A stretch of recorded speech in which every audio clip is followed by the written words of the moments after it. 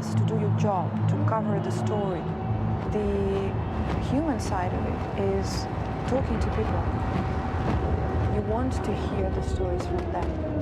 But when talking to them, there is so much pain in them that there is no skin that is thick enough not to feel it.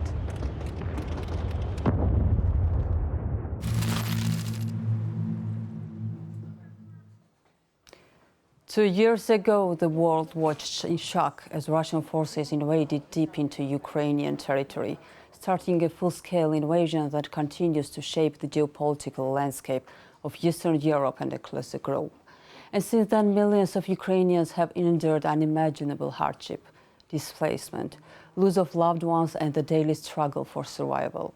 Today, in our special program Perspective with our colleagues, we discuss the geopolitical, economic and humanitarian dimensions of the Russian invasion. And here I'm joined by my colleagues. Sasha Vakulina will join us from France, Lyon. Todor Draganov from Sofia, Euronews, Bulgaria. Marijan Ion will join us from Euronews, Romania. Bojan Brkic from Euronews, Serbia, and Franco Egro from Euronews, Albania. Thank you, dear colleagues, for joining us so much. I would like to start with you, Sasha, and want to thank you for joining us today. You were in Kiev when the first alarms went off. It was Tuesday, 7 a.m., 24th of February. Could you provide your perspective and understanding how the situation evolved during these 2 years? Ukraine's resistance to Russia's full-scale invasion has only gotten stronger, but the most important and the most sad consequence is the lost lives. In Mariupol alone, the overall number of deceased residents who fell victim to the occupiers could be as high as 100,000 people out of 500,000 population before the war. Up to 10,000 Ukrainians are believed to remain in Russian custody, with just over 3,100 who have been freed.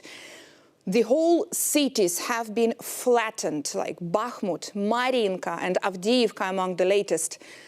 Widespread torture and sexual violence used by Russians in Kherson and Kharkiv, torture chambers and mass graves in Izium. And all this, it is just for the past 2 years, while the end of February marks 10 years, a decade since Russia's invasion, the consequent illegal annexation of Crimea and the beginning of the occupation of eastern Ukraine. The Institute for the Study of War, the world's leading think tank, says Russia's grand strategic objective of regaining control of Ukraine has remained unchanged in the decade. As first manifested in the 2014 invasion of Crimea and Donbas, it has been and remains the destruction of Ukraine's sovereignty, Ukrainian identity, controlling Ukraine and re-establishment of a Moscow-installed pro-Russian government. Russia worked hard to obfuscate its grand strategic objectives of regaining control of Ukraine between 2014 and the start of the full-scale invasion in 2022. Vladimir Putin learned valuable lessons from the way the West responded to Russia's initial invasion of Ukraine and tailored Russia's information operations to mask his grand strategic intent towards Ukraine in the years leading up to the 2022 full-scale invasion. Russia's war in Ukraine is a war for people, not just land. The lives, freedom and identities of nearly 5 million Ukrainians currently under Russian occupation and nearly 5 million more whom the Kremlin has illegally deported to Russia, as well as the millions who have fled their homeland to other parts of Ukraine or abroad, are at stake. And among those, at least 19,500 Ukrainian children who have been deported and forcibly displaced from their homes to Russia and Russian-occupied territories since the full-scale invasion began in February 2022. Only just over 380 have returned home. Russia's forced deportation of Ukrainian citizens, including children, is an attempt to eliminate the Ukrainian language, culture, history, ethnicity and identity, including through activities that appear to violate the Convention on the Prevention and Punishment of the Crime of Genocide. That's really heartbreaking, Sasha. Thank you so much. From the very first days of the invasion, tens of thousands of Ukrainians fled to Bulgaria to find a safe shelter. Since then, 173,000 people have registered as refugees in the country. As the conflict in Ukraine rages on, thousands have fled their homes in search of safety and stability. More than 173,000 people have registered as refugees in Bulgaria. Almost all of them said they have left their jobs in pursuit of safety. Behind the scenes, the government, represented by the Bulgarian National Employment Agency, has played a pivotal role in facilitating the integration of Ukrainian refugees into Bulgarian society. In the first few months, they consulted more than 32,000 people and more than 5,000 of them immediately started working. The employment agency has formed mobile teams in all 100 employment offices, which are spread across the country. These mobile teams visited every single place where groups of Ukrainians were placed. Through these mobile teams alone, over 1,400 Ukrainian citizens were counseled. They chose to focus mainly on tourism and wholesale and retail trade. Some of the Ukrainians filed vacancies in industries with a shortage of personnel. Among them is Natalia Krivenko. While her family is still in Ukraine, she managed to escape. Now she studies journalism in Sofia University. She also found a job in the gaming industry. When the war started, I realized that I would not be able to return to Ukraine soon because of the bad situation. I had several interviews in different gaming companies. Colleagues treat me quite well. We communicate with all of them and I feel part of the team. No one looks at whether you are Ukrainian or Bulgarian. Now I'm thinking about finishing my university here and then maybe I will study for a master's degree. Natalia remembers the first days of the full-scale invasion when people, organizations and government helped her feel home, while she was hundreds of kilometers away. The Bulgarian Red Cross distributed food and clothing to the needy. Some even received a certain amount of money from Bulgaria. Many Bulgarians lent their homes for free to Ukrainian families, and others were even accommodated in hotels without a fee. I am grateful to all the people who treated the Ukrainian refugees well. After she settled in Sofia, Natalia says she will try to help every Ukrainian that she can. But the hope to return home and reunite with her family and friends will never die. And Todor Draganov joins us from Euronews Bulgaria. Todor, in the story we've seen and heard the humanitarian and economic consequences of the war. Now I would like to ask you about the stability and security impacts. You share a same border with Ukraine. What can you tell us about that? Hello. Since the beginning of the war, stability, self-defense and security has been one of the main questions for the Bulgarian governments, in which years we have had more than 3 governments, including 2 made by our president. Meanwhile, since the beginning of the Russian war, we had different problems. First of all, a lot of Russian hacker groups decided to attack sites, to attack the governmental structure and to stop everything from happening in the Bulgarian industry, including banks, including different businesses, and mainly they decided to do this because of the Bulgaria allowing the grain imports from Ukraine.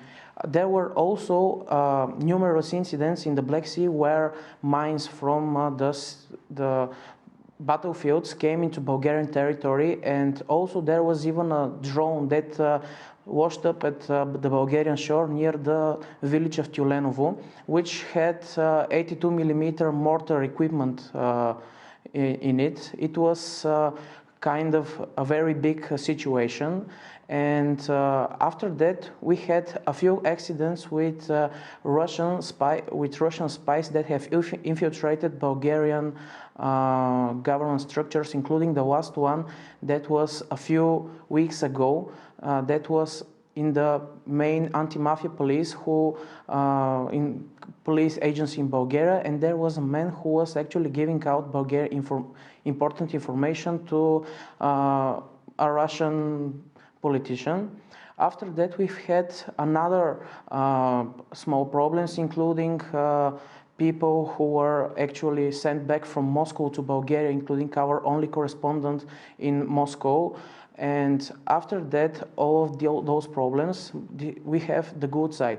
The good side of this bad conflict that's changed our lives is that Bulgaria has decided to improve its security and self-defense strategy up until 2033, in which we have said that we have set new important measures, including every year we have to spend more than 2% of our GDP for NATO, for self-defense and other security measures. We want to, of course, enrich the defense around our economic zone in the Black Sea, and after that we also want to have all the Ukrainian refugees in Bulgaria integrated in our society because of the things that are happening to them. Our government and our people have actually come to decide that Bulgarian priority right now is to help Ukraine and to help those that are in need right now in this war. We also have decided that we have to help others, including our NATO allies, and we as a country right now are a little bit more united since the beginning of the conflict. Yes, there are a few differences and a few other opinions that are also voiced in Bulgaria, but the majority of our society is supporting Ukraine in this conflict and the whole problem that is happening right now in Russia. We are also, as a nation, a little bit more united in the question that we have as stability right now, because we have formed a new government after a few unsuccessful governments, and right now the main focuses of our government are the help for Ukraine, the help and the improvement for Bulgarian livelihood, and of course the improvement of Bulgarian self-defense. Thank you, Todor, so much. It was Todor Draganov from Euronews, Bulgaria. Now, not many in Russia dared to openly protest the illegal actions of Vladimir Putin. Marina Ovsyannikova, a journalist from Russia's state TV, burst into a news broadcast with a placard that read, "Stop the war, and they are lying to you." Now she lives in exile in France. Euronews Romania managed to interview her in Paris. 2 years ago, she was the most applauded woman on the planet. But shortly after that, the Russians called her a British spy, and the Ukrainians accused her of being a mouthpiece of the Russian secret services, a victim of an informational war, she says. Marina Ovsyannikova, the journalist who in March 2022 dared to protest live in the set of Vremya, the most popular news show broadcasted by Channel 1, the public television in Russia, is now a free woman, but still a refugee. We found her in Paris, where she settled after fleeing her country together with her daughter, helped by the famous organization Reporters Sans Frontières. I'm really happy because now I'm in the safe place. I'm in Paris, and I try to forget all things what's happened with me in Russia. They arrested me so many times. They give me so many administrative articles. Then it was a crime article about fake news about Russian army. The second time in my life I became a refugee, because the first one I became a refugee when the first Chechen war started. My family lived in Grozny, and the Russian troops destroyed all my house, and we lost house, our property, everything. And I spent few years as a refugee, and it was terrible years in my life. And when the war started, of course, I protested. It was maybe three reasons. The first of all, it was protest against war and against propaganda. The second one, it was my Ukrainian roots, because my father from Ukraine. And you were born in Odessa, right? Yeah, I was born in Odessa, but I spent all my life in Russia. And and the last one reason, of course, I perfectly understood what kind of destiny await Ukrainian women and children. In your country, you have been sentenced in absentia because you were not there. You managed to flee the country, but you were sentenced to 8 years and a half in jail for spreading false information. You have your daughter here with you. You managed to take her out of Russia, but you left back in Russia some other people that are loved ones, your mother and your son, the oldest child. You know, it's very difficult situation. Do you communicate with them?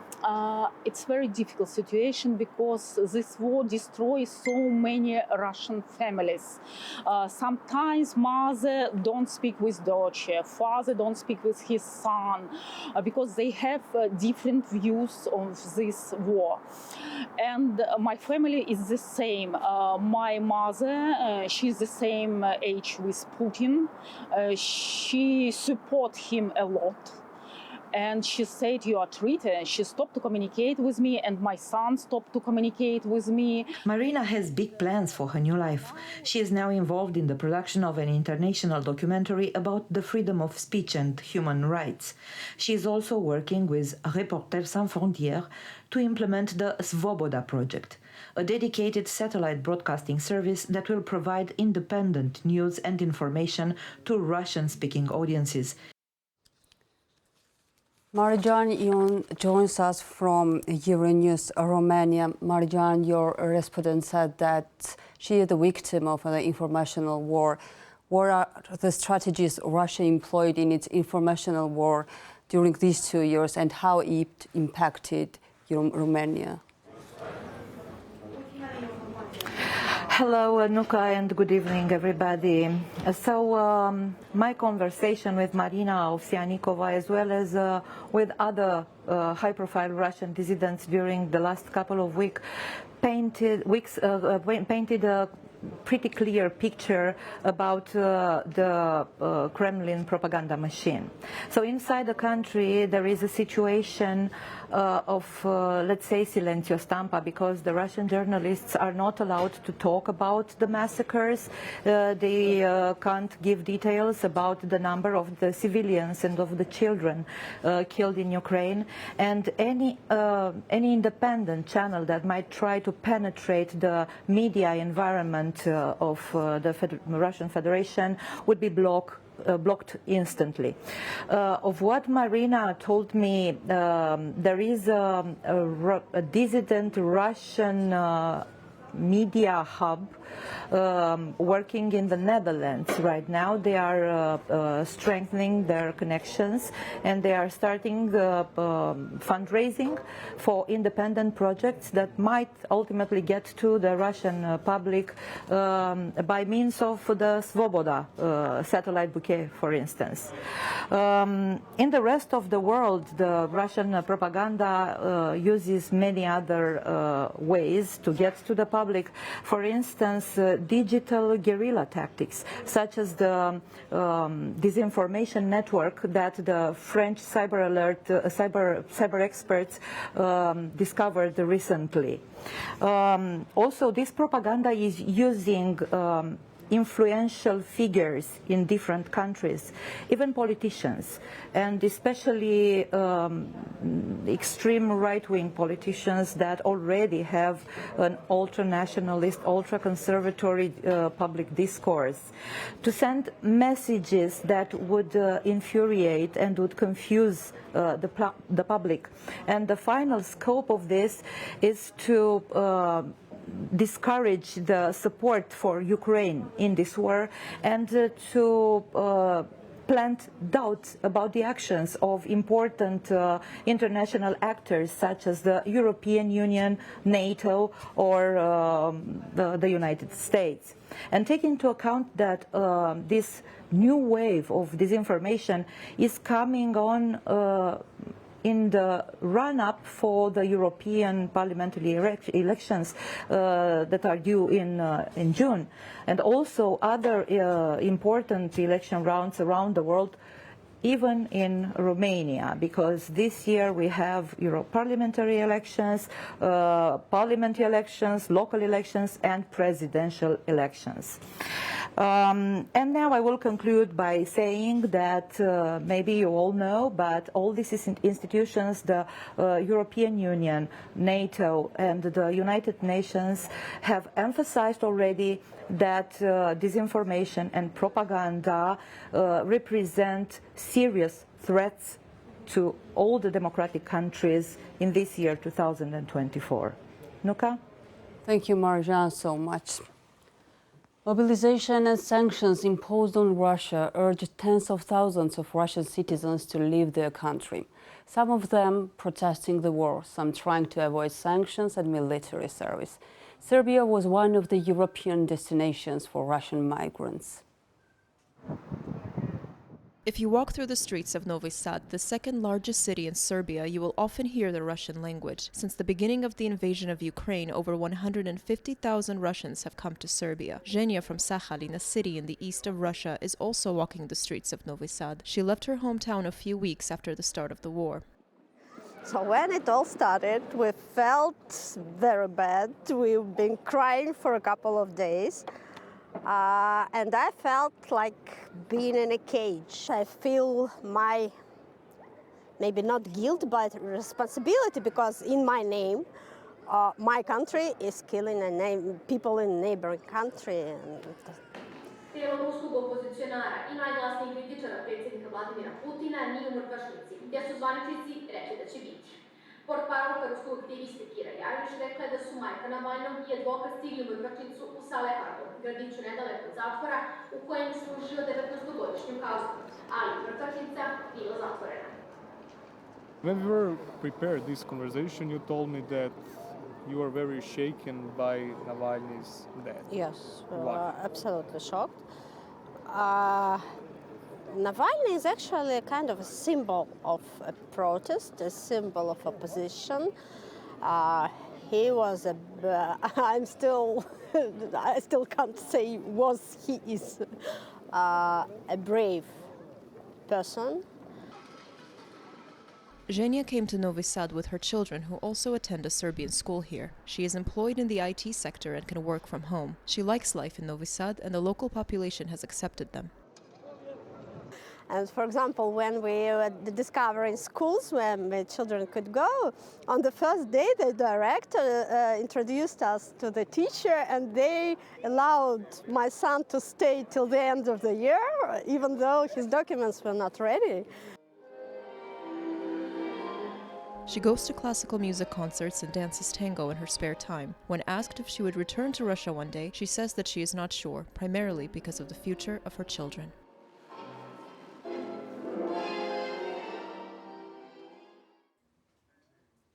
And Bojan Brkic joins us from Belgrade. Bojan, besides the migration effect, Serbia now faces a new geopolitical reality. How does your country manage to navigate its relationship between Russia and its Western allies during these difficult times? With a great deal of difficulty, a lot of pressure from the European capitals and indeed from Brussels, but also with the determination and consistency after just 48 hours of the Russian invasion on Ukraine. The government of Serbia said that they were not going to impose sanctions on anyone and would not interfere and would stay neutral in this conflict. And indeed, Serbia joined no sanctions against Russia, and the government did on every occasion when the international organizations condemned the Russian invasion, Serbia joined. They also sent a lot of aid to Ukraine, including diesel-powered generators for Ukrainian hospitals and so on. But the mere fact that the country that is the candidate for the EU membership decided not to join the foreign policy of the European Union stirred the relation between Belgrade and Brussels quite a lot. And there was a lot of pressure on many occasions. Different EU officials and statesmen from member countries said to Belgrade that they need to harmonize foreign policy with the EU if they ever want to become a member. The government still refuses to do so, and this seems to be a problem which is not going to go away, because only recently on the Munich Security Conference, Ursula von der Leyen, the head of the European Commission, said that the Western Balkans needs to decide whether they are with Putin or with the values of the European Union, and nobody here in Belgrade or elsewhere has any doubt that when she said that, she had Serbia in mind. Thank you, Bojan, so much. The 2 years of the Russian invasion heavily affected the Albanian economy, and not only that, the country went through a crisis in the energy sector. The war pushed the Balkan states to increase defense budgets as well. At the same time, relations with the European Union became more intense. Russia's 2-year war in Ukraine has affected the Albanian economy. Iron, flour, wheat and sunflower oil, which Albania bought from the east, led to a sharp increase in prices for apartments and food, with inflation peaking at 8.3% in August 2022.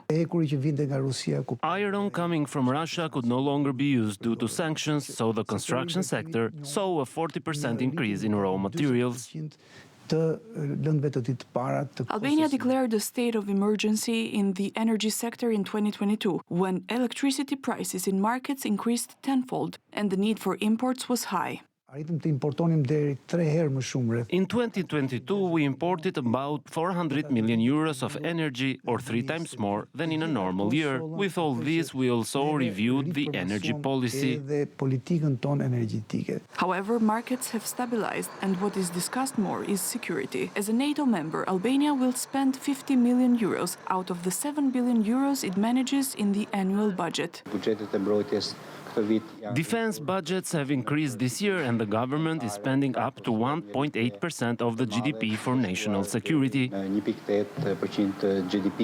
The stance against Russia and its influences has created a new geopolitical rapport, which could also bring the date of accession to the European Union closer. There has been an indirect benefit that the European Union has turned its eyes to the Balkans and has started a process of accelerating integration into the EU, and has paid increased attention to Russia's malign influences.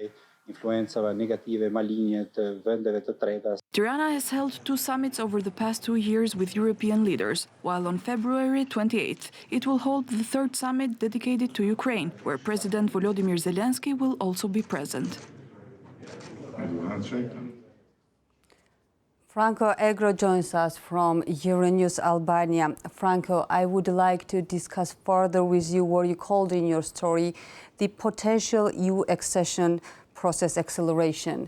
Could you please provide more information how the EU policy changed towards Balkans during these years, and also more particularly towards Albania? Yeah, of course, Nuka. One very significant aspect of Russia's illegal attack against Ukraine throughout the previous 2 years has been completely reaffirmed. Albania and Albanians, wherever they live, have fully embraced Western ideals and policies. Albania has completely aligned, harmonized its foreign policy with that of Brussels, given that it is a NATO member and has begun the process of joining the European Union.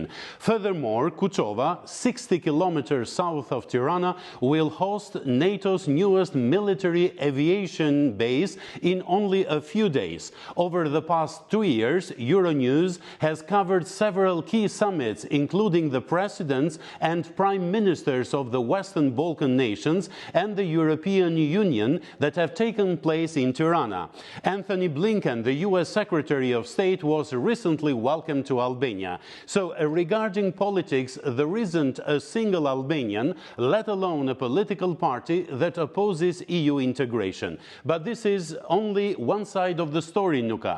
The second one, following the opening of the accession negotiations in 2020, there have been 12 EU-Albania stabilization and association meetings to discuss the strategy, political, economic and law criteria for European Union membership.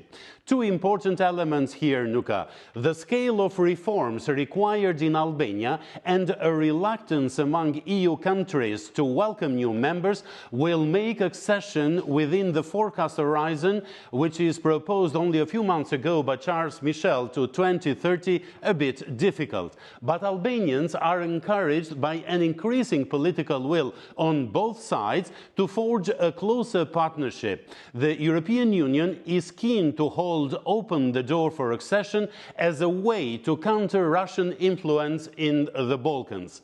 While Albania will try its best to close the 35 negotiating chapters, there is optimism of progress towards accession.